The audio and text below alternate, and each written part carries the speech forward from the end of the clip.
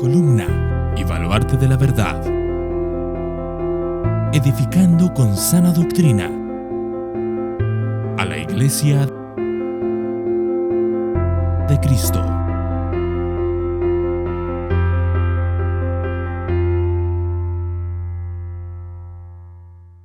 Seguidamente me ha tocado a mí en esta tarde compartir la palabra de Dios y realmente espero que el Señor me ayude tanto a mí como a ustedes para poder plasmar las verdades que tendremos hoy en este estudio bíblico. Así que sin más vacilación, hermanos, acompáñenme por favor a la segunda carta del apóstol Pablo a los Tesalonicenses, capítulo 1. Segunda carta a los Tesalonicenses, capítulo 1. Y haremos desde el versículo 1 al versículo 12. Y cuando estén ahí, me dicen un amén.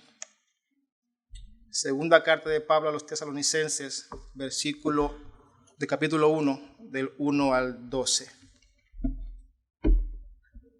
Amén, hermanos. Amén. Se pueden poner de pie, se los agradecería, y vamos a leer la palabra del Señor.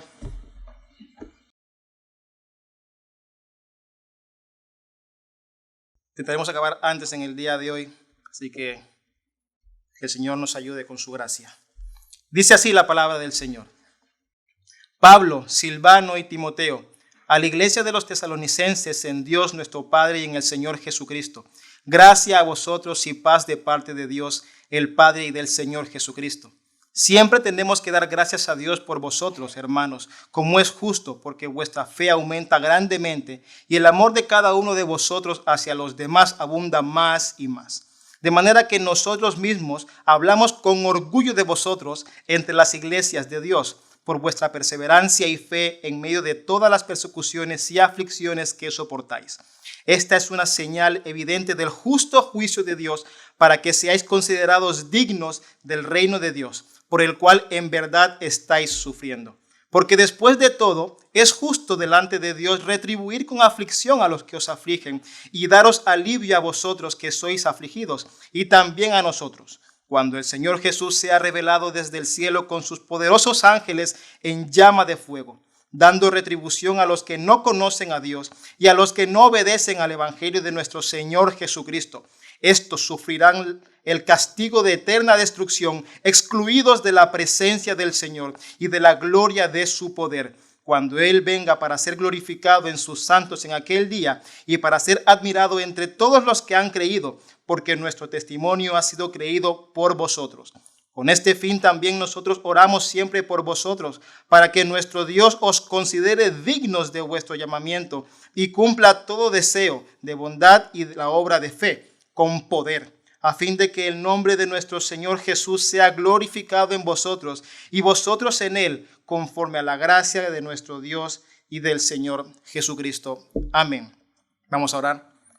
Señor y Padre celestial, Rey de toda gloria, ante ti venimos en esta tarde, Señor, dándote primero gracias por el tiempo que nos has permitido tener y que vamos a tener en esta tarde.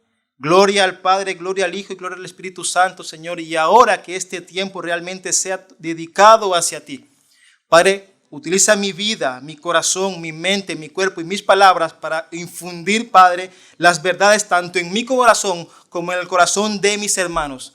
Tú bien sabes, Señor, me conoces y sabes lo falible que soy, pero utilízame como un instrumento útil en tus santas manos. Que no predique nada que no esté en tu palabra y permite que estas palabras, Señor, cambien en los corazones de mis hermanos y también el mío. Señor, a ti la gloria y a ti la honra, y deseamos que este estudio bíblico nos sirva en nuestra vida práctica, que no solo llenemos nuestra cabeza, sino que nuestro corazón responda ante lo que es palabra de Dios. Recibe gloria y honra, Señor, majestad, poder y honor, y todo esto sea siempre para ti. Te lo pedimos todo esto en el nombre de tu Hijo amado, Cristo Jesús, Señor. Amén, amén y amén. ¿Pueden tomar asiento, hermanos? Bien, hermanos, el título del sermón de hoy lo he querido definir como la justa retribución de Dios. Estaremos leyendo todo el capítulo 1 y hablando verdades bíblicas que se encuentran en la misma. Pero antes de nada, me gustaría, como siempre suelo hacer, situar a mi audiencia, saber de dónde venimos, por qué fue escrita esta carta y bajo cuál contexto fue enviada el apóstol Pablo hacia los hermanos de Tesalónica. Así que haré una pequeña introducción con aspectos generales, los cuales son los siguientes. Probablemente es la primera carta de los tesalonicenses, antes de la nuestra, es una de las cartas más tempranas que tenemos. El trasfondo histórico de la primera carta se encuentra en Hechos capítulo 17, donde el apóstol Pablo y su colaborador Silas y Timoteo se dirigieron a la ciudad de la antigua Grecia, en Tesalónica, la Tesalónica. Una vez ahí, hablaron de las buenas nuevas del Señor Jesucristo y en respuesta a eso, un gran número de judíos, griegos y mujeres con grandes recursos económicos se convirtieron al Señor, decidieron ser leales a Jesús y establecieron la primera comunidad de iglesias ahí, una de las iglesias más tempranas. El avance de la predicación del evangelio fue tan grande que eso resultó en acusaciones hacia Pablo, Timoteo y Silas. Y los judíos de esa ciudad formaron una turba, un tumulto, un escándalo, el escándalo en Tesalónica, y así los acusaron a estos hombres, que Hechos 17:6 dice que eran los hombres que trastornaban el mundo, eran desafiadores del César, porque una de las verdades que decían estos hombres era que solo había un rey, que no era el César, sino que ahí había un rey mayor que él, el cual era Jesús. Claro, esas verdades en los oídos de los judíos y de los demás griegos hicieron retumbar su corazón. Y los judíos envidiosos ante esos eventos, al ver el ministerio eficaz del evangelio en esas personas, desembocaron una gran persecución en la ciudad de Tesalónica. Pablo, Silas y Timoteo fueron perseguidos con furor y los obligó eso a salir huyendo de la ciudad. Salieron huyendo de la ciudad gracias a la persecución que se desembocó allí. Pablo tenía múltiples razones por el cual escribir a esta iglesia. Habían salido huyendo y algunos de los puntos por los cuales Pablo escribió la primera carta son los siguientes. Punto número 1, alentar a los creyentes. Estaban siendo perseguidos y Pablo deseaba que estuviesen alentados. Punto número 2, resolver algunas acusaciones falsas que se habían hecho en cuanto a su persona. 3, consolar al rebaño perseguido. 4, expresar su gozo y fe sobre ellos, hacia ellos. 5, recordarles la importancia de la pureza moral y la santificación a la cual son llamados los hermanos de Tesalónica. 6, condenar el estilo de vida de pereza. 7, corregir un mal entendimiento de cientos acontecimientos proféticos que se habían dado allí. 8, terminar con tensiones dentro del rebaño. Y 9, exhortar al rebaño en las áreas elementales de la vida cristiana. Por eso se escribió primera carta a los tesalonicenses. Y ahora bien, dado este marco, ¿qué fue lo que pasó después? ¿Qué pasó en la segunda carta? ¿Cómo se han desarrollado los acontecimientos en la segunda carta? ¿Han cambiado las cosas? ¿Cómo siguió todo esto? La realidad, hermanos, es que unos meses después, entre 6 y 1 año, Pablo recibe un reporte de la iglesia de Tesalónica. Posiblemente el portador de la primera carta le dio un reporte a Pablo y le dijo que las cosas estaban mucho peor que en el principio. La iglesia había madurado, se había expandido, pero las cosas estaban mal. Y muchos de los asuntos que él había tratado en la primera carta no habían sido resueltos y habían empeorado en gran manera.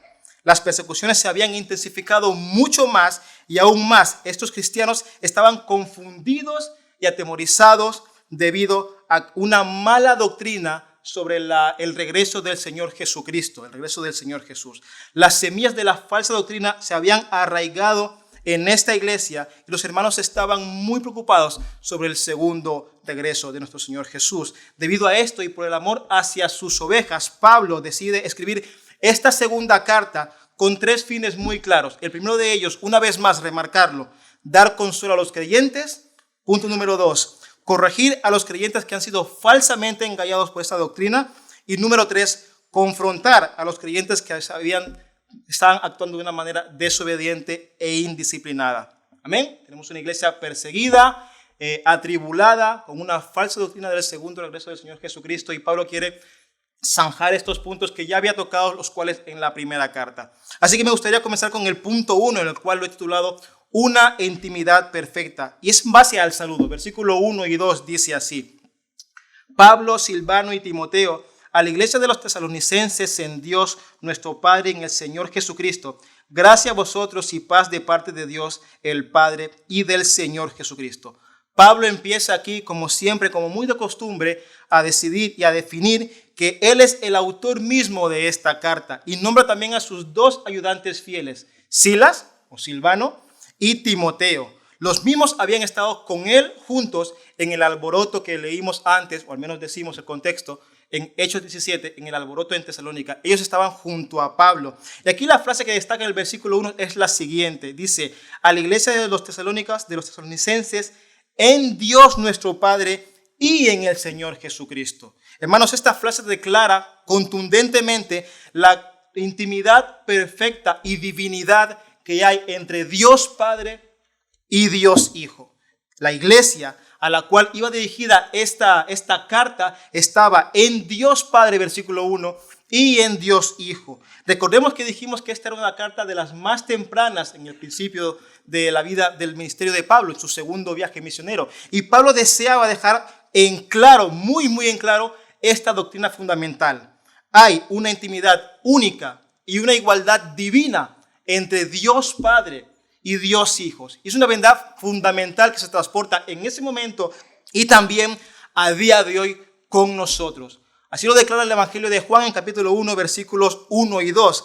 En el principio existía el Verbo, y el Verbo estaba con Dios, y el Verbo era Dios. Y versículo 2, Él estaba en el principio con Dios. Él es perfecto, nuestro Dios es perfecto y es completo en sí mismo. No nos necesita ni a ti ni a mí para ser completo. No rellenamos el hueco que hay en su corazón. Él no necesita a nadie para sentirse amado. Es más, somos una extensión de su gracia y amor. Y este versículo, aparte de definir la preexistencia de Cristo, también define la unidad que hay en Dios Padre y en Dios Hijo. Amén. También lo dice así Juan 10, 27. Mis ovejas oyen mi voz y yo las conozco y me siguen. Y yo les doy vida eterna y jamás perecerán. Y nadie las arrebatará de mi mano, dice Jesucristo. Mi Padre que me las dio es mayor que todos. Y nadie las puede arrebatar de la mano del Padre. Nadie las quita de la mano de Jesús y nadie las quita de la mano del Padre. Es de uno o del otro. Para responder esa pregunta, en el versículo 30 Jesús dice así. Yo y el Padre somos uno, hermanos. Yo y el Padre somos uno. Amén. Así que hay una intimidad perfecta y una divinidad conjunta entre Dios Padre y Dios Hijo. Y es una verdad fundamental tanto para la iglesia de Tesalónica como también para nosotros. Y en el versículo 2, para reforzar esta idea que acabamos de exponer, el apóstol Pablo aclara cuál es la fuente de gracia y paz de la que disfrutan tanto la iglesia de la Tesalónica como también nosotros. ¿De dónde proviene esa gracia y esa paz? Y dice así: gracia a vosotros y paz de parte de Dios, el Padre y del Señor Jesucristo. Reforzando una vez más la verdad fundamental que hemos dicho antes. Y lo mismo se establece en diferentes epístolas del Nuevo Testamento, como por ejemplo Romanos 1:7. A todos a los amados de Dios que están en Roma, llamados a ser santos, gracia a vosotros y paz de parte de Dios nuestro Padre y del Señor Jesucristo. La unidad perfecta y la divinidad en comunión. Y eso trae una enseñanza, o varias al menos, a nuestro corazón. Punto número 1, hermanos. Es totalmente imposible pertenecer al pueblo redimido de Dios, al pueblo de su iglesia, al pueblo de sus santos, al pueblo de sus hijos, si creemos que solo estamos en Dios Padre. Es imposible serlo. En contrapartida también es imposible ser parte de su iglesia, su hijo, sus redimidos, si creemos que solo estamos en Dios Hijo. Hermanos, Dios Padre y Dios Hijo son uno. Dios Padre y Dios Hijo son uno. Y de ese único Dios hay una sola iglesia, la cual sí que está formada por gente de toda tribu, lengua, pueblo y nación. Dios es uno, su iglesia es uno y la misma está formada por gente de diferentes nacionalidades, pueblo, lengua y nación. Amén. Así que no podemos estar solamente en uno, como algunas denominaciones creen estarlo y creen que son hijos de Dios, y no podemos estar solo en el otro. Sí o sí, hermanos, estamos en Cristo y estamos en Dios Padre. Es una verdad fundamental que no podríamos vivir sin ello. Esa es la primera enseñanza que me da a mí entender estos dos versículos. Deuteronomio 6, capítulo 6, versículo 4 dice así: escucha, oh Israel, el Señor es nuestro Dios, el Señor uno es, el Señor uno es. Segunda enseñanza que saco yo de aquí de estos dos versículos es que no se puede tener paz con el Padre y disfrutar de su gracia sin la intervención del Hijo. Nuestras buenas obras no nos dan paz delante del Señor.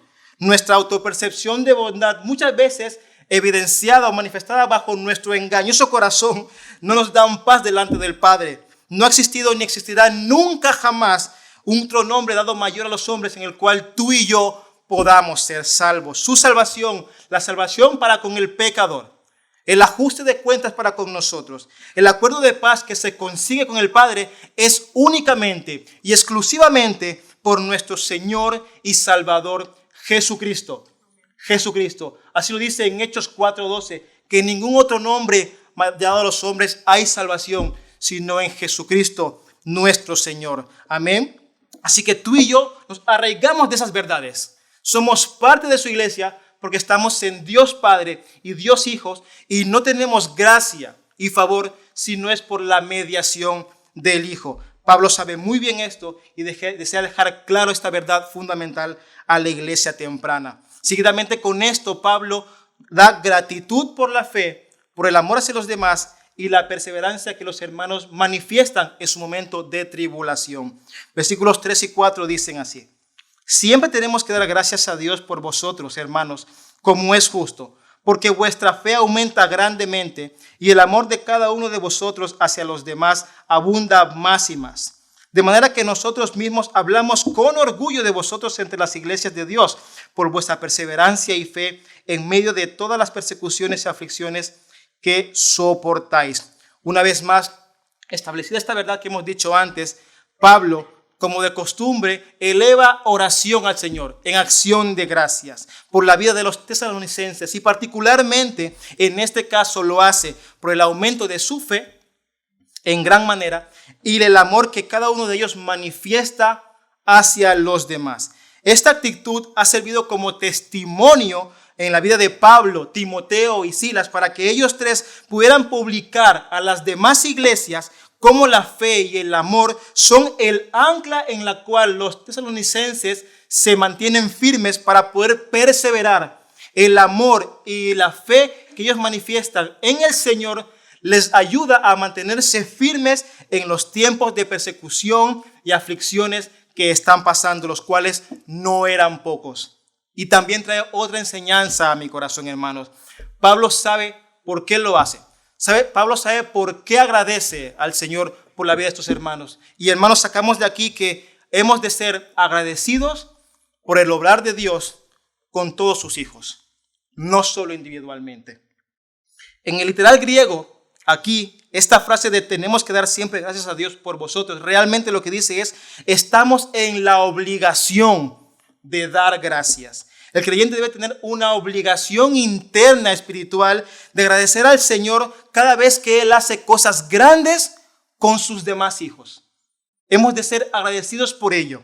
El creyente no puede obrar de otro modo cuando ve que un creyente es santificado. Hemos de darle gloria al Señor. Hermanos, un corazón que siente envidia o recelo por lo que Dios haga con el resto y no con él, es un corazón que manifiesta una terrible condición espiritual. Es un corazón ruin, es un corazón que manifestará orgullo, podredumbre, y no es algo que debería estar en nuestro corazón. Cuando tú veas que Dios obra en la vida de los demás y no contigo, tú no deberías sentir orgullo ni rechazo. Deberías darle gracias a Dios por lo que hace con sus hijos. Ves a un hermano predicar la palabra, hermano, que tiene un don más desarrollado que el tuyo. Gloria a Dios. No debería salir de tu boca, ojalá yo fuese así. ¿Y por qué no me utiliza a mí? ¿Por qué él evangeliza más que yo? No van así las cosas. Hemos de dar gracias a Dios por los dones que da para su iglesia.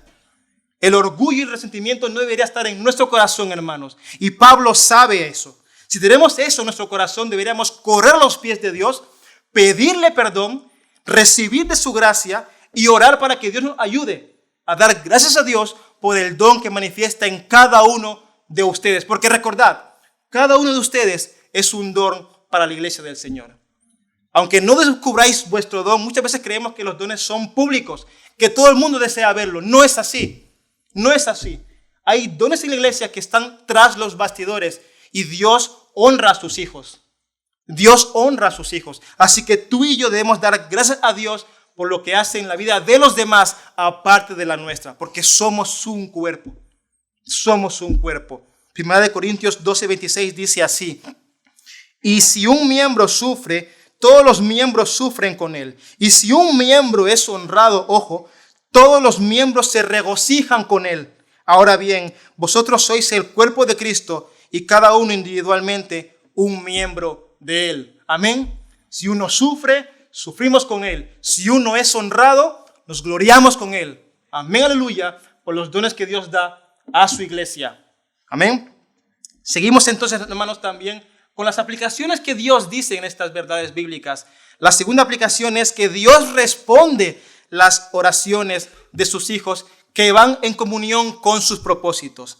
Interpretamos, pues, a la luz de las Escrituras que esta piedad y carácter que evidencian los hermanos de Tesalónica es una respuesta directa de las oraciones que el apóstol Pablo hace en su primera carta.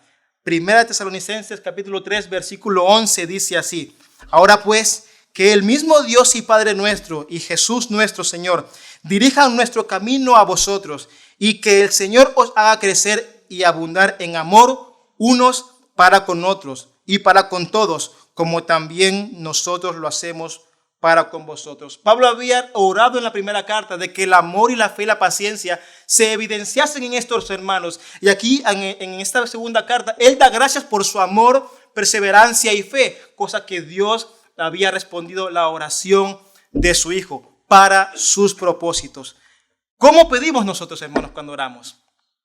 ¿Cómo pedimos delante del Señor? ¿O es que acaso no hemos leído un versículo que dice en la Biblia en Santiago 4:3 de que pedís y no recibís porque pedís mal? ¿Y por qué pedimos mal? Dice siguiente el versículo: por agastar en vuestros deleites. Dios priorizará las oraciones que son para sus propósitos. ¿Por qué crees que Dios te da un nuevo trabajo en un nuevo lugar? ¿Para que ganes más? ¿Para que tengas más comodidad? ¿Para que tengas una casa? Aparte de eso, hay un propósito mucho más profundo que Dios responde, y es para que su nombre sea glorificado en medio de tu puesto de trabajo.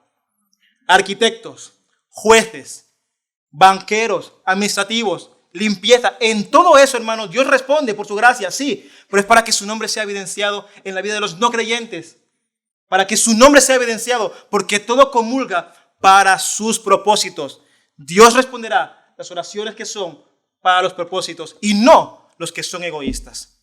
Así que hemos de interiorizar eso en nuestro corazón, hermanos. Y como no, también, como hemos leído aquí, sufriremos por la verdad. Y eso es una promesa. Vamos a sufrir por la verdad. Te aseguro, hermano, que lo que sufrimos aquí en España, por el Evangelio, al menos en esta ciudad, no tiene ni punto de comparación con lo que otros hermanos a día de hoy, en ese momento, sí están sufriendo. Puede ser que nos bloqueen las cuentas, tengamos algo de rechazo en el trabajo, pero nada se puede comparar como en otros países que a día de hoy sí el Evangelio está costando mucho más que lo que cuesta a día de hoy en nosotros. Algunos experimentan, hermanos con nosotros que están en Sri Lanka, África, Pakistán, Corea del Norte y muchos otros países, están sufriendo realmente lo que es el Evangelio. Y no se callan, hermano. No se callan. Ante esos hermanos yo a veces veo y comparo mi vida y digo, wow, Señor, ¿cuánto me falta? Si aquí, díganme la verdad, hermano, aquí a veces callamos, ¿qué pasaría si pasaría un momento más difícil? Algunas de las experiencias que nuestros hermanos viven cada día son escasez, tribulaciones, secuestros, hambre, traiciones, depresión, nervios, tensión, desesperación, rechazo, odio, soledad, daños físicos, psicológicos e incluso la misma muerte. ¿Cuántos de ustedes han tenido un cuchillo en vuestros cuellos por vuestra fe? Diría que ninguno. Y se lo hay gloria al Señor porque aún está vivo. Amén. Pero hermanos, sufriremos por la verdad. Sufriremos por la verdad.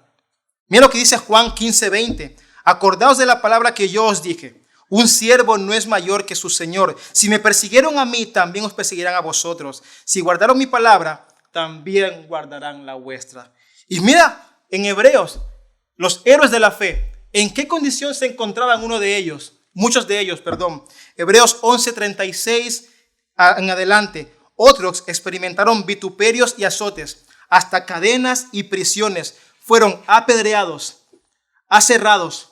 Para quien no lo sepa, aserrado es partido por la mitad con una sierra. Aserrados, tentados, muertos a espada. Anduvieron de aquí para allá cubiertos con pieles de ovejas y de cabras, destituidos, afligidos, maltratados, de los cuales el mundo no era digno, errantes por desiertos y montañas, por cuevas y cavernas de la tierra. Esa es la condición de muchos hermanos a día de hoy por el Evangelio. Eso es una verdad. Y sufren por la verdad, no por sus pecados, que también, pero sufren por la verdad. El creyente es llamado a sufrir. Sí, pero no por gusto, por la verdad. Una verdad mayor que lo salva y lo lleva a la tierra celestial. El Evangelio de Jesucristo. ¿Estás tú sufriendo eso hoy? No te digo ahora que vayas a meterte en la boca del lobo, pero cuando el momento indicado llegue tendrás que hablar. O hablas o escondes la verdad debajo de la almohada. Solo, hermano, casi cada día actuamos como Pedro. Negamos al Señor más de 3 veces antes que cante el gallo. Es una verdad real. Que Dios nos ayude y nos capacite a sufrir por su verdad y su evangelio. Amén. Así que los hermanos de Tesalónica estaban sufriendo con persecuciones y muy duras. ¿Y qué evidencia eso en la vida de estos hermanos? Versículo 5. Y es algo muy controversial que cuando leí realmente me chocó. Lo que evidencia es, versículo 5, dice así: esta es una señal evidente del justo juicio de Dios, para que seáis considerados dignos del reino de Dios, por el cual en verdad estáis sufriendo. Que sufran los hermanos tesalonicenses por la persecución del evangelio, dice el apóstol Pablo, que es una demostración del justo juicio de Dios. ¿Es justo que los hermanos sufran? Es lo que pregunté yo. ¿Es justo que ellos sufran penalidades? Así lo dice Pablo en el versículo 5. Hermanos, el hecho de que sufran los hermanos por la persecución es una demostración del justo juicio. Y te lo voy a explicar así. Acabamos de ver que Jesús ha dicho que seguramente nos perseguirían por la verdad. Tendríamos tribulación, y si eso no se cumple, Jesucristo sería injusto. Así que lo que ha dicho es justo. Pero vamos más allá. Pablo les está diciendo a los de Tesalónica algo muy real.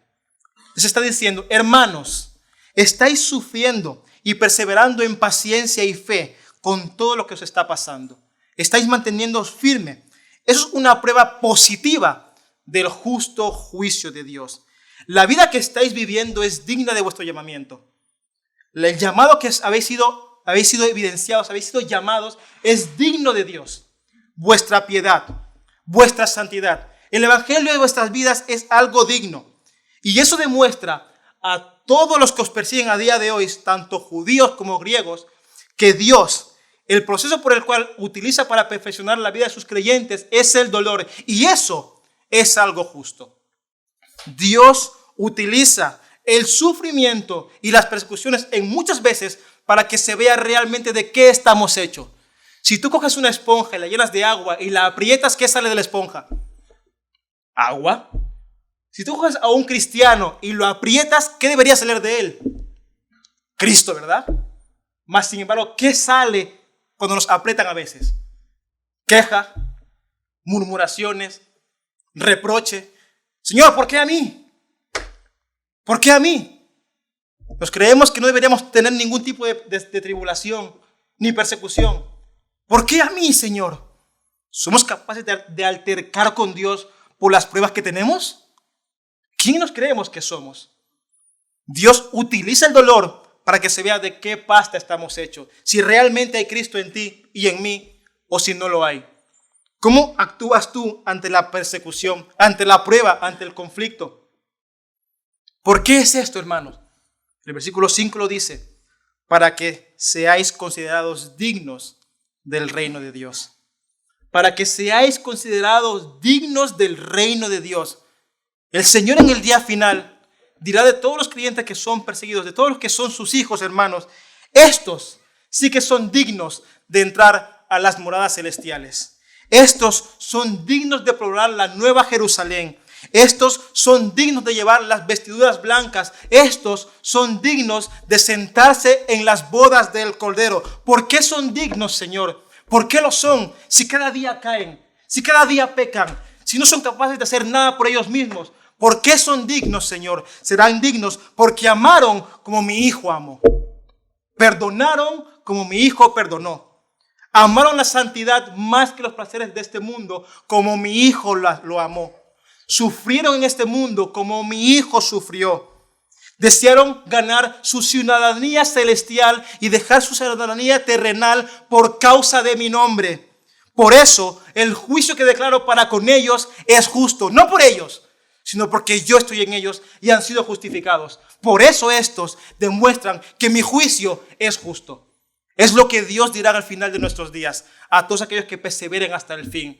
Las persecuciones, hermanos, son dignas de ser recibidas y dignas de ser soportadas, como así Cristo soportó la ira de Dios por nosotros. Así como el mundo creía que los creyentes eran indignos de vivir aquí en la tierra, Dios en el futuro considerará dignos a sus hijos de vivir con Él allí en el cielo por siempre y para siempre. El mundo nos considera indignos de esta tierra. Y claro que sí, no somos parte de Él, pero hay una eternidad mucho mayor que Dios en el futuro glorificará a los suyos. Aunque seamos indignos en esta tierra, seremos dignos si perseveramos en la fe por Cristo Jesús. Y Dios sí nos considera dignos delante de Él. Por eso es mejor ser rechazado por el mundo. Amén.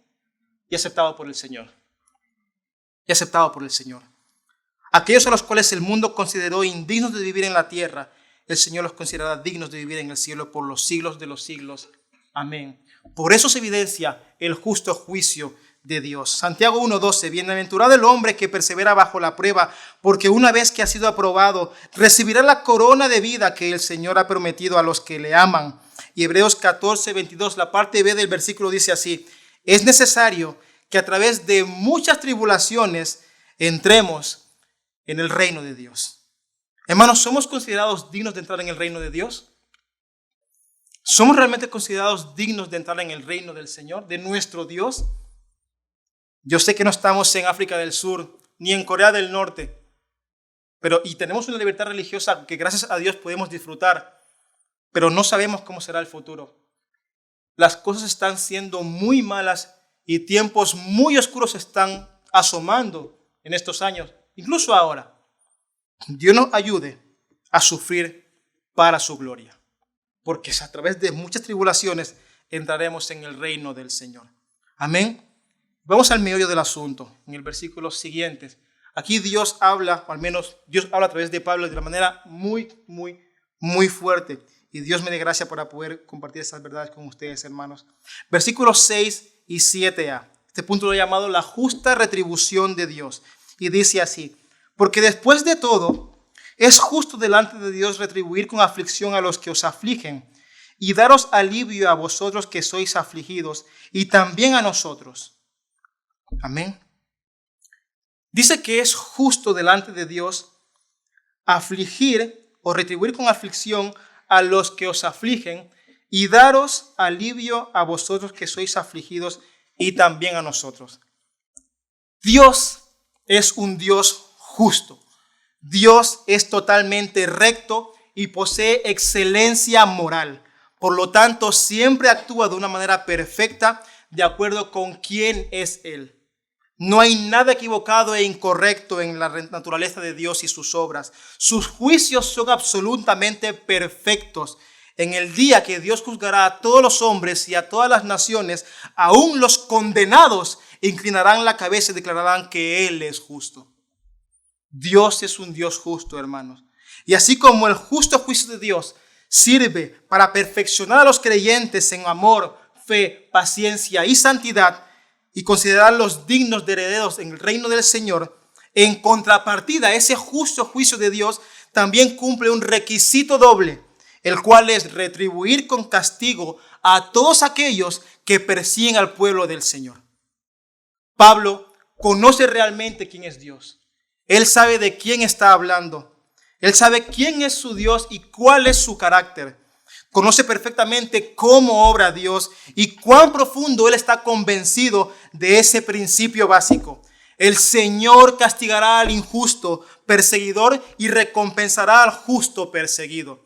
Colosenses 3:25 dice así: porque el que procede con injusticia sufrirá las consecuencias del mal que ha cometido, y eso sin acepción de personas. La justicia de Dios en este caso, en este versículo al menos, podemos ver que se manifiesta en un doble aspecto. Por un lado, es retributiva, o sea, Dios recompensa, da el retorno de sus aflicciones que el pueblo suyo recibe con castigo, con aflicción. Y por otro lado, también es remunerativa, es retributiva y es remunerativa. Concede reposo, literalmente cese, paz y tranquilidad a los que padecen aflicción. Da un grato alivio a las penalidades que todos sus hijos reciben. Hermanos, Dios castigará con un juicio justo a todos aquellos que persiguen a sus hijos. Y eso aplica grandes verdades a mi vida, hermanos. Una de ellas es esta: la retribución final y la recompensa deben ser ejercidas únicamente por el Señor nuestro Dios y no por el hombre. En este caso, ni se nos ocurra por un momento pensar de que nosotros somos los instrumentos justos que van a dar el pago a los impíos. No va así la cosa. La antigua ley del talión, la del ojo por ojo y diente por diente, no es parte de nuestra vida a día de hoy. No lo es. En este caso, el verdadero cristiano, en la medida de lo posible y en cuanto de él dependa, intentará estar en paz con todos y aguardará hasta el final, dejando la justicia total al juez perfecto del universo. O sea, ¿qué te quiero decir con esto? Que tú no vas a dar mal por mal. Y la Biblia dice eso en Romanos 12, capítulo 12, versículo 17. Pablo le dice eso a hermanos cristianos que están en Roma. Hermanos, esa ciudad en la cual utilizaba a los cristianos como antorcha en la noche. Le dice eso a los cristianos que están en Roma, les dice esto: nunca paguéis a nadie mal por mal, respetad lo bueno delante de todos los hombres. Si es posible, en cuanto de vosotros dependa, estad en paz con todos los hombres. Amados, nunca os venguéis vosotros mismos, sino dad lugar a la ira de Dios, porque escrito está: mía es la venganza, yo pagaré, dice el Señor.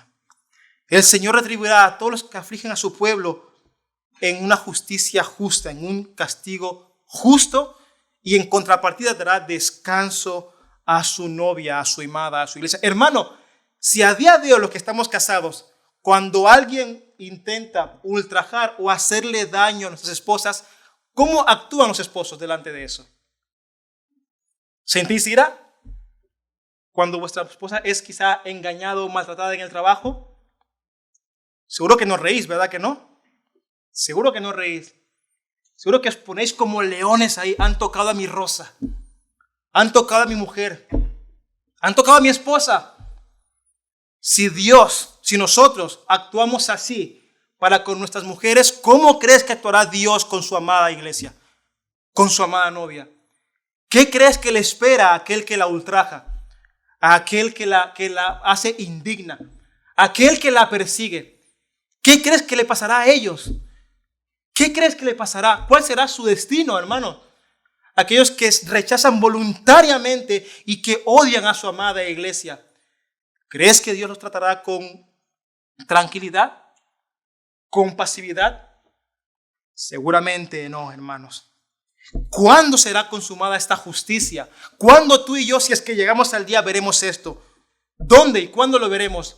El versículo 7 de la parte B dice así: cuando el Señor Jesús sea revelado desde el cielo con sus poderosos ángeles en llama de fuego. Intenta por un momento ponerte en este versículo e intentar imaginártelo.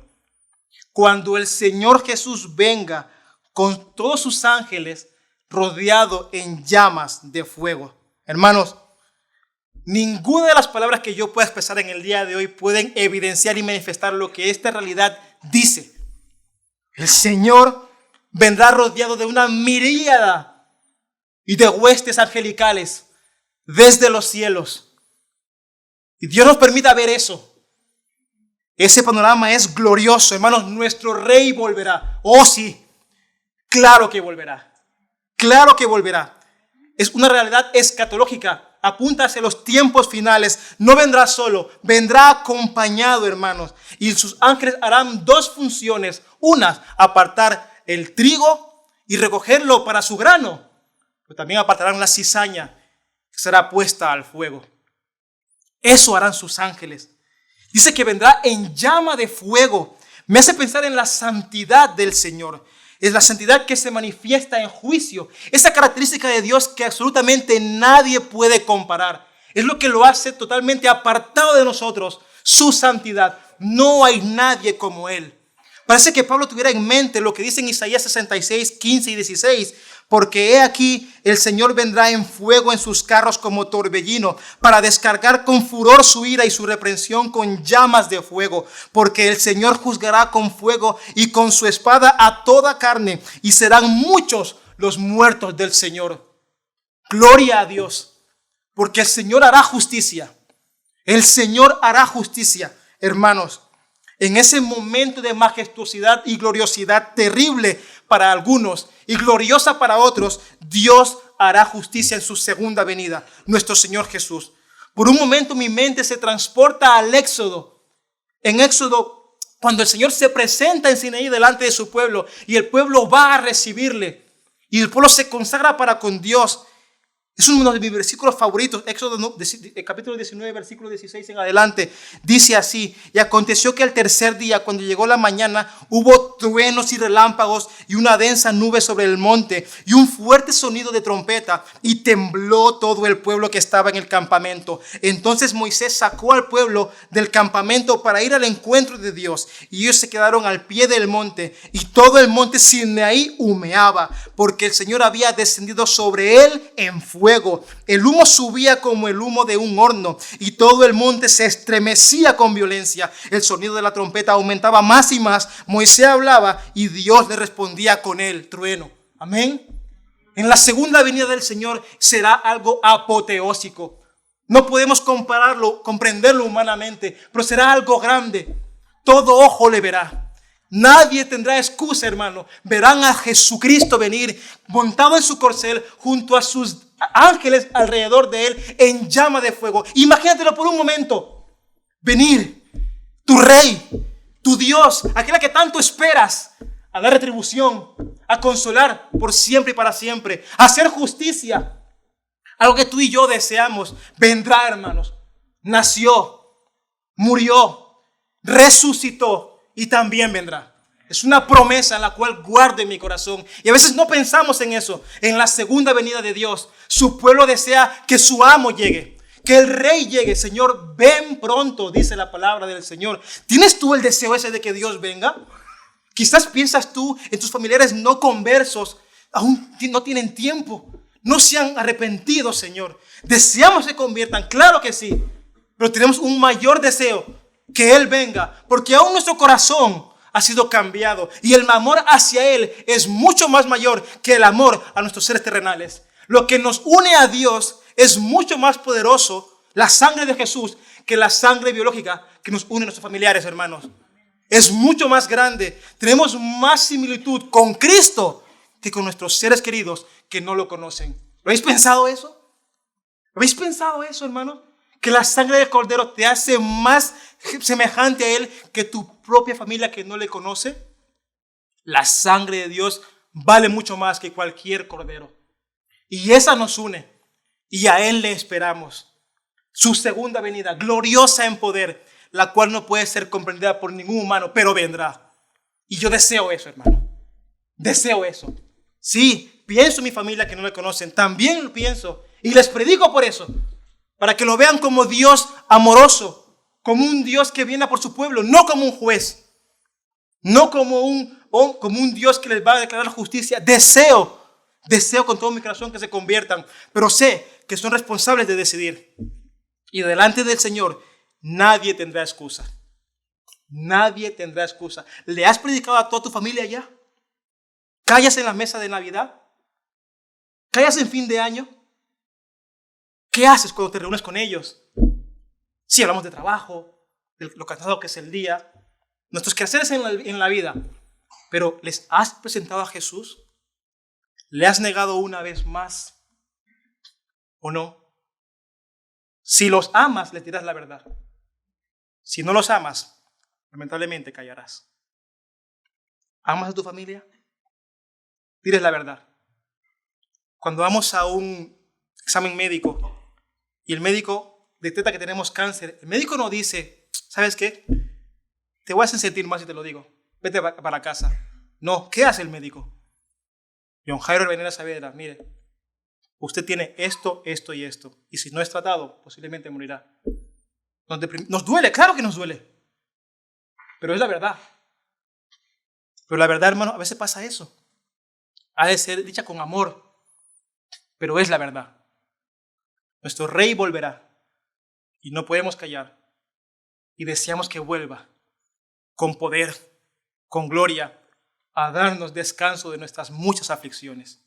¿Lo deseas, hermano? Nuestro rey volverá. ¿Y cuál es uno de los objetivos por el cual el Señor regresa? Versículo 8. Para dar retribución a los que no conocen a Dios y a los que no obedecen al Evangelio de nuestro Señor Jesucristo. La expresión literal aquí es dar castigo pleno, total, a los que no conocen a Dios y a los que rechazan el Evangelio de Jesucristo. No dará un pago a medias, dará un pago total. La retribución de Dios será totalmente justa y nadie podrá decirle a Dios, Señor, has pagado con demasiado poco a los que afligieron a tu iglesia. O Señor, te has pasado de la raya con los que nos atribularon. No, nadie podrá decir eso. Será una retribución plena, total y justa. Nada será retenido por el simple hecho de no poder ser soportado. Dios pagará con furor y con justicia. El juicio será totalmente justo. Mira lo que dice Deuteronomio 32:35. Mía es la venganza y la retribución. A su tiempo el pie de ellos resbalará, porque el día de su calamidad está cerca. Ya se apresura lo que les está preparado. Dios retribuirá con justicia justa a todo aquel que se opone a Él y a todo aquel que rechaza su evangelio de manera voluntaria. ¿Y sobre quiénes caerá eso? El propio versículo lo dice: los que no conocen al Señor y los que rechazan el evangelio del Señor Jesucristo. Y algunos dirían, ¿cómo es capaz esto? Si no conocen a Dios, ¿por qué Él debería de juzgarlos si no le conocen? ¿Qué tienen culpa ellos si no le han conocido? ¿Acaso no diría eso a Dios injusto si castiga a alguien que no puede conocerle? Aclaremos algo primeramente. Hemos dicho que esta carta obviamente va a los tesalonicenses. Y estos hermanos estaban siendo amedrentados, afligidos por la gente del alrededor, los judíos y griegos. Los tesalonicenses vivían de una manera digna, de una manera diferente en el mundo que los rodeaba. Manifestaban evangelio, manifestaban gracia, perdón, tenían unas verdades bíblicas en su vida y eso hacía que los demás que lo veían los odiasen. O sea, el evangelio era luz que les decía a los demás que su vida de pecaminosidad no era acuerdo a un Dios. Así que el evangelio decía a todo el mundo, hey, hay un pueblo diferente en esta tierra. Y eso hacía que los demás les odiasen. Porque recordemos que decían, hay un solo Dios, hay un Dios mayor que César, hay un Señor mayor que César y es Jesús. Y eso producía odio hacia los hermanos. En el contexto que hemos leído aquí a día de hoy, a la vista de estos hechos, aquí los que no conocen a Dios son gente que voluntariamente rechazó y persiguió a la iglesia del Señor. O sea, el pecado de ellos no era una ignorancia de conocimiento del Señor, claro que no, sino que era una desobediencia voluntaria hacia Él. Y el Señor dice sobre estos, tendré la justicia, pagaré retribución sobre ellos. No querían conocer a Dios de manera voluntaria, ni invocaban su nombre y le odiaban a Él y a su evangelio. Jeremías 10:25 dice así: derrama furor sobre las naciones que no te conocen y sobre los linajes que no invocan tu nombre, porque han devorado a Jacob, lo han devorado y lo han consumido y han asolado tu morada. El Señor retribuirá a aquellos que se oponen voluntariamente a su palabra y rechazan su evangelio conscientemente. Y en esta sala, hermanos, por lógica, por estadística, ¿todos aceptan la verdad de Dios? ¿Absolutamente todos lo hacen? ¿Hay acaso gente que rechaza voluntariamente el evangelio de Jesucristo a día de hoy aquí? ¿Lo hay acaso? ¿No hay quizás acaso personas a las cuales se le predica continuamente cada domingo, cada martes, cada jueves y voluntariamente no rechazan la palabra del Señor? ¿Lo hay? ¿Acaso no hay cizaña camuflada en medio del trigo? ¿Qué pasará con estas personas que escuchan continuamente que no quieren ser salvos de sus pecados? ¿Qué pasará con el trigo y con la cizaña que se camufla muy bien en medio del trigo? ¿Qué pasará con ellos cuando estén delante del Señor? Cuando el Señor los mire y ellos digan: Señor, Señor, en tu nombre eché fuera demonios, en su nombre hizo milagro. Que por cierto, la gente que dice eso ha hecho mucho más cosas que gente de aquí y que yo. Yo a día de hoy no he echado demonios fuera, ni he hecho milagros. Pero la gente de ese versículo dice que sí lo han hecho. Y sin embargo Jesús les dice, ¿qué les dice? Apartados de mí, no os conozco. No os conozco. Y habían hecho milagros, algo que yo al menos no lo he hecho a día de hoy. Ni he levantado muertos, ni he hecho el mal abrirse en dos. Pero esa gente lo había hecho. Mas sin embargo Jesús les dice: no os conozco. Al infierno preparado al diablo y sus ángeles. Eso será cizaña. ¿Somos todo trigo en el día de hoy aquí? La gente que está recibiendo esta verdad, ¿qué hará con esta verdad en el día de mañana? ¿La aceptará? ¿La rechazará? ¿Y su destino? ¿Qué pasará con esos que rechazan voluntariamente la verdad de Dios? Versículo 9, hermanos, dice así: estos sufrirán el castigo de eterna destrucción, excluidos de la presencia del Señor y de la gloria de su poder. Aquí en este pasaje, hermano, encontramos que el apóstol Pablo hace una de las mayores y más terribles declaraciones sobre el justo destino eterno de los perseguidores y de los incrédulos. Sin tapujos, sin pelos en la lengua, directo al corazón y la mente, Pablo dice que estos sufrirán el castigo de eterna destrucción, excluidos de la presencia del Señor y de la gloria de su poder. Pocas veces leemos estos versículos en la Biblia, pero están, hermanos. Y pocas veces se escuchan mensajes como estos en las predicaciones de ciertas iglesias, pero es una verdad bíblica. Aquellos que rechazan a Dios, aquellos que voluntariamente no desean su perdón, no desean recibir gracia y misericordia y que se oponen a sus planes, recibirán castigo eterno y serán excluidos de la presencia del Señor. Literalmente esas personas recibirán lo que tanto desean. Uno le presenta a Dios a estas personas. Ellos dicen: no quiero de Dios, quiero vivir sin tu Dios. Pues Dios hará eso. Les dará en el final una vida sin Él. Así que su deseo será cumplido. Si querías una vida sin Dios en la tierra, la tendrás sin Dios en la eternidad. Dios es justo. Dios es justo. Es perfectamente justo. Lo es. Dios es eterno. Ama a los suyos con amor eterno. Su poder es eterno. Su gracia con los suyos es eterna y su misericordia es eterna con los suyos. Por consiguiente, también una extensión de su carácter es su ira. Su justicia, su juicio y sus castigos también serán eternos. También serán eternos y sin fin. El castigo sobre estos perseguidores que hicieron difícil la vida de los creyentes no cesará de existir. En otros pasajes bíblicos leemos que esto podemos definirlo como el infierno. el Gehenna, un lugar donde el castigo, la ira y el furor de Dios duran por siempre y no hay condición irreversible sobre eso. Es totalmente perpetuo y además se define como una destrucción completa y eterna. O sea que es un estado de conciencia mucho peor a cualquier otro conocido en esta tierra. Estas personas serán excluidas del Señor, excluidas de Dios, hermanos. Y la gente se pregunta, ¿hay Dios en el infierno? ¿Existe Dios en el infierno? ¿Está Dios en el infierno? Sabemos una verdad del carácter de Dios. Dios es omnipresente. ¿Eso significa qué? Dios está en todas partes.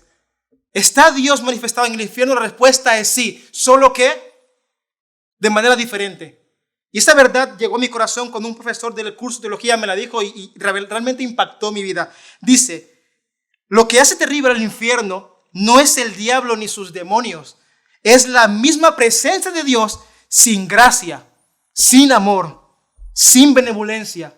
Solo está Dios en forma de ira, de justicia y de santidad absoluto. ¡Wow! Dios está ahí, pero está manifestado en total ira, en total juicio, en total santidad perfecta, pero está. Dios es omnipresente. El infierno es una manifestación de su ira plena sobre todos aquellos que se oponen hacia Él. Por tal evidencia, hermanos, hacemos resonar con temor y reverencia las palabras que el autor de Hebreos dijo en su día a aquellos que pecaban deliberadamente y con el fin de intentar persuadir si de mí dependiese a los que oyen esta verdad en el día de hoy. Hebreos 10:26 dice así: porque si pecaremos voluntariamente después de haber recibido el conocimiento de la verdad, ya no queda más sacrificio por los pecados, sino una horrenda expectación de juicio y de hervor de fuego que ha de devorar a los adversarios. El que viola la ley de Moisés por el testimonio de 2 o 3 testigos muere irremisiblemente. ¿Cuánto mayor castigo pensáis que merecerá el pisotear al Hijo de Dios y tuviere por inmunda la sangre del pacto en el cual fue santificado e hiciere afrenta al Espíritu de gracia? Pues conocemos al que dijo, mía es la venganza, yo daré al pago, dice el Señor. Y otra vez, el Señor juzgará a su pueblo. Versículo 31. Horrenda cosa es caer en manos del Dios vivo. Horrenda cosa es caer en manos del Dios vivo. Dios pagará con justicia perfecta a todo aquel que rechaza su verdad. ¿Qué hacemos con eso? ¿Qué hace que continuamente tú escuches esto y te quedes plausible sin hacer nada? ¿No debería eso infundir un temor reverente en tu corazón hoy que estás aquí, no creyente, que rechazas la verdad del evangelio? Tú, cizaña, que crees que lo eres y no lo eres. ¿No debería eso examinar nuestros caminos cada día para ver si realmente estamos en la fe? Yo llamo a todos los que estamos aquí, incluso hermanos, a hacernos un examen de conciencia, como dice Corintios, examinaos vosotros mismos a ver si estáis en la fe. Y que Dios conceda arrepentimiento a todo aquel que no ha guardado la verdad del evangelio en su corazón y que cada día el Señor haga un milagro en la vida de que no le conoce, que es el milagro de la regeneración de su corazón, de pasar de muerte a vida para su gloria, porque aún a día de hoy Dios sigue salvando. Aún a día de hoy Dios sigue salvando. Porque el infierno no fue creado para las personas, fue para el diablo y sus ángeles, no para los hombres. Pero lamentablemente el hombre pecó. Y Dios es justo. Y Dios es amor. Y Dios es santo. Y no puede pasar por encima su ira. Solo que la ira sobre los creyentes fue pagada, no sobre ellos, sino sobre Cristo Jesús, aquel que quita el pecado del mundo. Gloria a Dios. Que haga resplandecer a Cristo como único Señor y Salvador de todo aquel que no le conoce, hermanos. Porque en el día final la justicia de Dios no será retenida, sino que será pagada, y nada de lo que caiga sobre encima del incrédulo y el que se opone a Dios será retenido, sino que será totalmente justo. Ante esto, Pablo en el versículo 10 se glorifica por esto. Dice, cuando Él venga para ser glorificado en sus santos en aquel día y para ser admirado entre todos los que han creído, porque nuestro testimonio ha sido creído entre vosotros. En el día final, mientras unos están llenos de regocijo, gloria al Señor porque has vuelto, alabando y llorando por felicidad, por la regresada de su Rey y sean glorificados, Otros estarán llorando, se estarán lamentando, estarán diciendo, ¿por qué no le creí esta verdad? Llenos de ira incluso en sus dientes, odiando a Dios que retribuye con justicia por sus pecados. Porque dice la palabra que en aquel día será el lloro y el crujir de dientes. Esa expresión es ira. No merezco esto, Dios. Eres injusto. Algunos odiarán a Dios hasta el último suspiro de sus vidas. Eso es una verdad bíblica, hermanos. Hay gente que odiará a Dios incluso en el último suspiro de sus vidas. Y esta es la justa retribución de Dios y la justa remuneración para con sus santos. En aquel tiempo todos los creyentes del mundo, incluso de los de Tesalónica, le adorarán y rendirán culto. Y el Señor, para con ellos, los que les ha hecho creer su santo evangelio, también se glorificará en ellos. Romanos 8 del 18 al 19 dice así: pues considero que los sufrimientos de este tiempo presente no son dignos de ser comparados con la gloria que nos ha de ser revelada, porque el anhelo profundo de la creación es aguardar ansiosamente la revelación de los hijos de Dios. ¿Cómo esperas tú este día? ¿Lo deseas? ¿Lo anhelas? ¿Deseas tener un poquito más de este tiempo, de este mundo, para poder tener vacaciones o poder disfrutar de él? Es un hecho que deseamos ver algunos planes en nuestra vida ser no cumplidos. Algunos desean ser padres y gloria al Señor por eso. Algunos desean ser esposos, otros esposas, otros tener hijos. Y eso es algo muy bueno, hermanos, claro que sí. Mejor aún, deseamos que nuestros hijos vean la gloria del Señor. Deseamos que nuestros hijos sean salvados por Jesucristo, que su corazón sea transformado y que entreguen su juventud, las cuales aún son fuertes, al servicio del Señor. Que así sean maduros en la fe y que lleguen a viejos con canas delante del servicio del Señor. Yo deseo eso. Y sé que muchos padres lo desean, porque muchos padres son conscientes de esa realidad, de que sus hijos no son creyentes. Y el amor que tienen hacia Dios debería ser mucho mayor que el que tienen a sus hijos. Por eso hay que predicarles el evangelio. Por eso hay que predicar el evangelio a nuestros hijos, que la mayoría, lamentablemente, no son creyentes. Pero si los amas, les dirás la verdad. Todo esto es bueno, claro que sí, pero la segunda venida del Señor ha de ser anhelada por su iglesia. Y seremos glorificados juntamente con el Señor. Bajo todo esto, Pablo acaba orando una vez más. Versículo 9, la oración final. Dice así. Pablo ora, pero no es la finalización. Dice así: estos sufrirán el castigo del Señor. Versículo 11.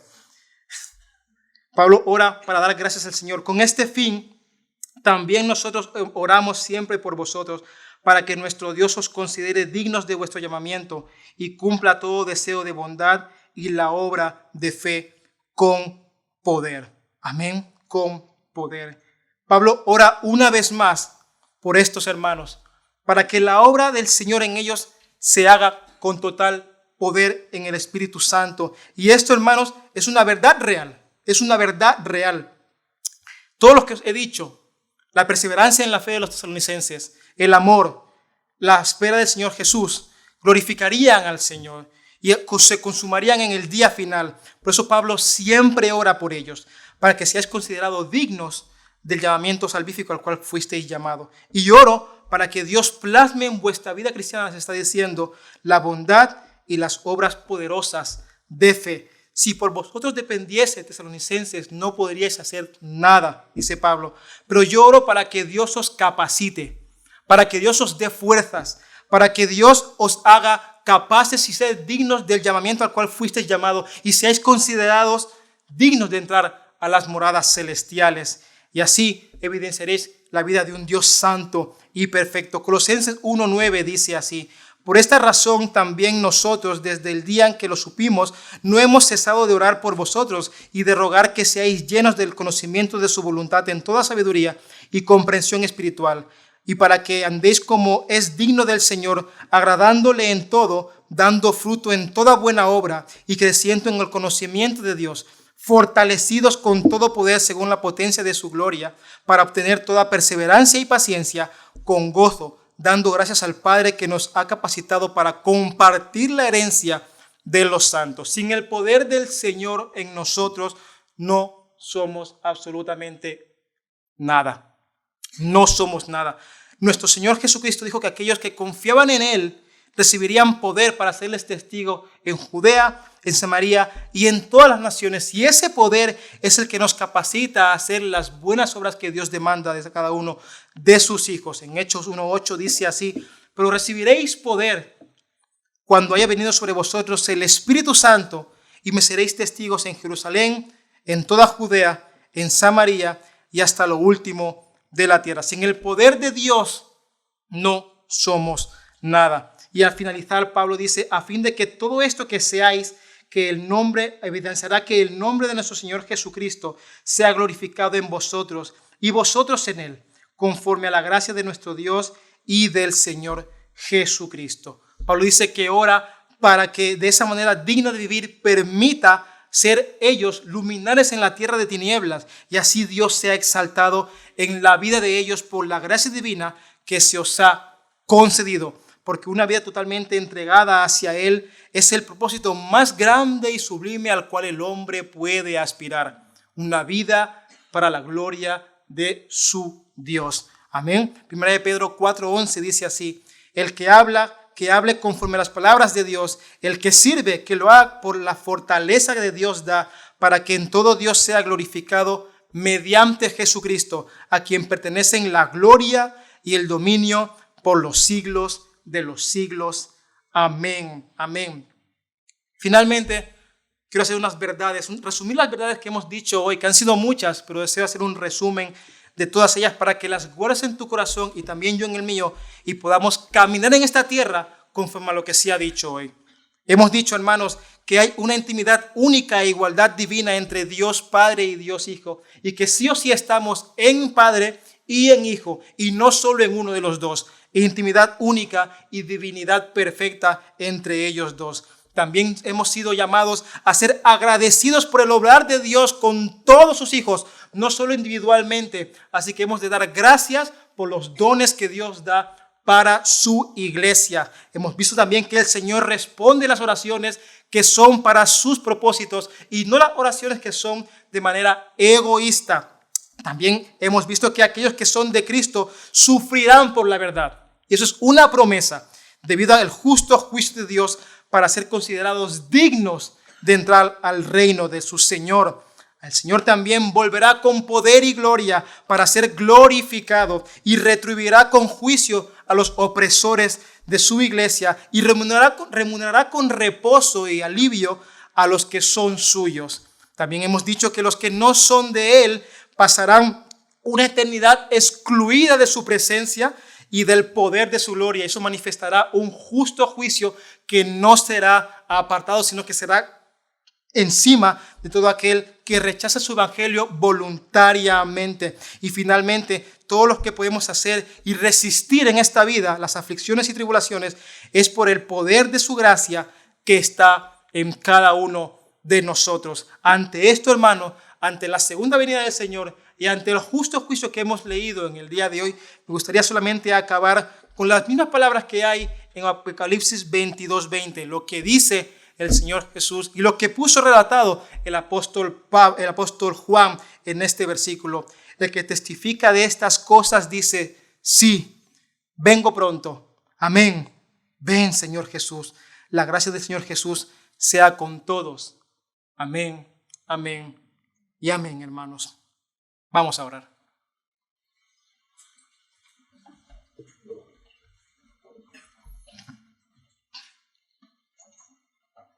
Señor y Padre Celestial, te doy las gracias, Dios, en esta tarde por poder estar aquí, Señor. Padre, antes que nada, yo deseo pedirte perdón por cualquier tipo de falta que haya podido cometer. Tú sabes, Señor, que nuestro corazón solo es estar totalmente fiel a tu evangelio. Te doy gracias por permitir compartir estas verdades que son reales en nuestra vida. Sufrir por la fe, ser agradecidos por los dones que tú das a la iglesia, cómo tú respondes a las oraciones que son con propósito, cómo hay un justo juicio al final de los días, cómo tú darás consuelo a los tuyos y pagarás con juicio y aflicción a los que no son tuyos. cómo realmente se ve que vas a volver en el día final. Señor, te damos gracias por todo esto. Gracias, Señor, por evidenciar todo esto en tu palabra, por hacernos conscientes de eso, de que un día volverás y que un día, Señor, pagarás con justicia, que el cielo, Señor, no podrá contenerte. Vendrás con tus ángeles, Señor, a pagar a cada uno conforme sean sus obras. Y sabemos que los que aman a Dios, todo obra para bien y que ninguna condenación hay para los que están en Cristo Jesús, aquellos que son y que caminan conforme al Espíritu y no conforme a la carne. Señor, hoy hemos declarado verdades bíblicas. Trae el milagro de la conversión y salvación sobre todo aquel que no te conoce. Que en esta noche cada uno medite en qué situación se encuentra delante de ti, Señor. Y que seas sincero, que sea humilde en reconocer su situación y que tú obres en perdón para con ellos y actúes en fe y salvación por medio de Jesús, Señor. Es nuestro deseo, Señor. Gracias, gracias y 1,000,000 de gracias por permitirnos compartir tu verdad. Llévanos con bien a nuestros hogares, Señor, y llévanos con paz y guárdanos tanto en este día y haznos perseverar hasta el día final, reconociendo que tú un día obrarás con justicia con cada ser humano que ha pisado esta tierra, Señor. Gloria y honra a ti. Gloria al Padre, gloria al Hijo y gloria al Espíritu Santo, en el nombre de Cristo Jesús, Señor. Amén, amén y amén. Estamos bendecidos, hermanos.